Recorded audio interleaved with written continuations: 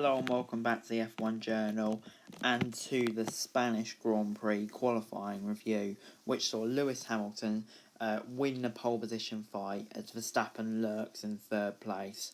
Valtteri Bottas missed a chance on his final lap to beat Hamilton's pole, with the two separated by just 6/100ths of a second.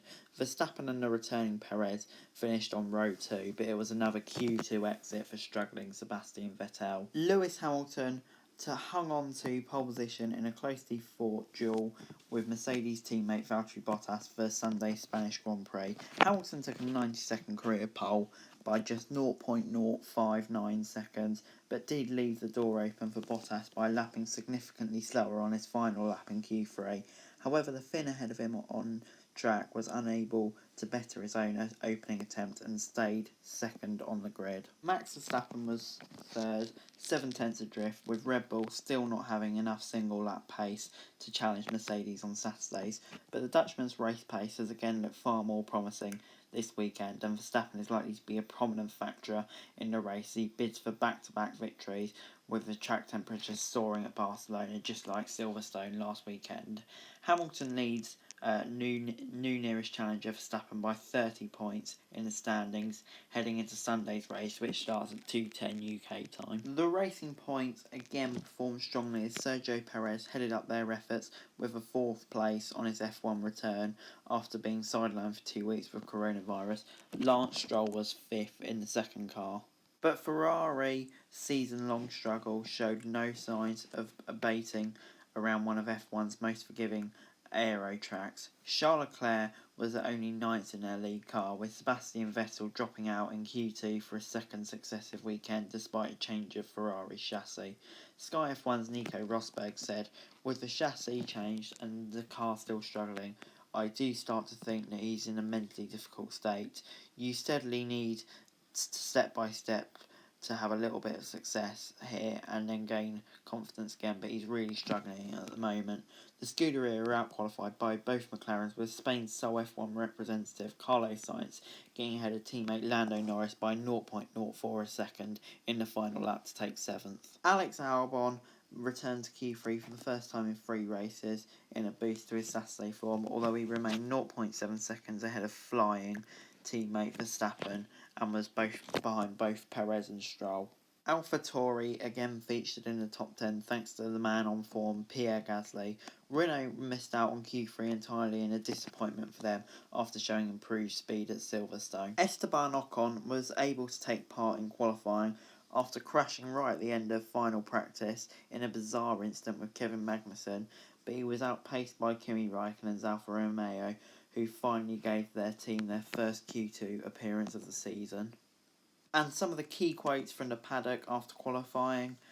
Nico Rosberg said Lewis did a great lap there on his first run. He messed up the second one, but you've got to give it to Valtteri as well today because he really gave Lewis a run for his money. It was ultra close. 500ths on the first lap, 700ths on the second lap. He was so close to Lewis, but every time he was losing 1.5 tenths in the last sector. That cost him today. Lewis Hamilton said the first lap was decent, which did the job thankfully. I was here with the guys until 10 PM last night, just looking through the details and seeing where we can go better for the race. The Red Bulls are super fast. Max Verstappen said, "It's the maximum we can do at the moment. I just hope we can be a bit closer in the race. In the long runs, we didn't look so bad. I know it's very hard to overtake around here, but we're going to do everything we can to make it difficult for them." Sebastian Vettel said the first sector was okay, but then in the middle sector the car started to be more and more nervous. "I struggled in particular in turn 7, losing the rear halfway through, so it was difficult to judge how much speed to carry in. Also, turn 5 was tricky for me this afternoon. The last sector got better towards the end, but tricky to find the right balance. It was one of the better sessions this weekend, but still not good enough." Mercedes have now claimed all 6 poles in the 2020 season, with the wet weather session at the Red Bull Ring last month the only time they have not taken second as well. Hamilton topped all 3 qualifying segments this time, although the Englishman making a difference in the circuit's short but technical final sector.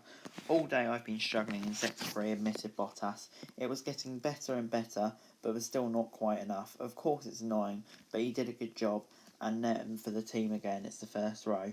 Bottas said that his long run down to the turn 1 was probably his best chance of overhauling Hamilton, and the latter acknowledged it's such a long way down to turn 1, so I know the job's not done.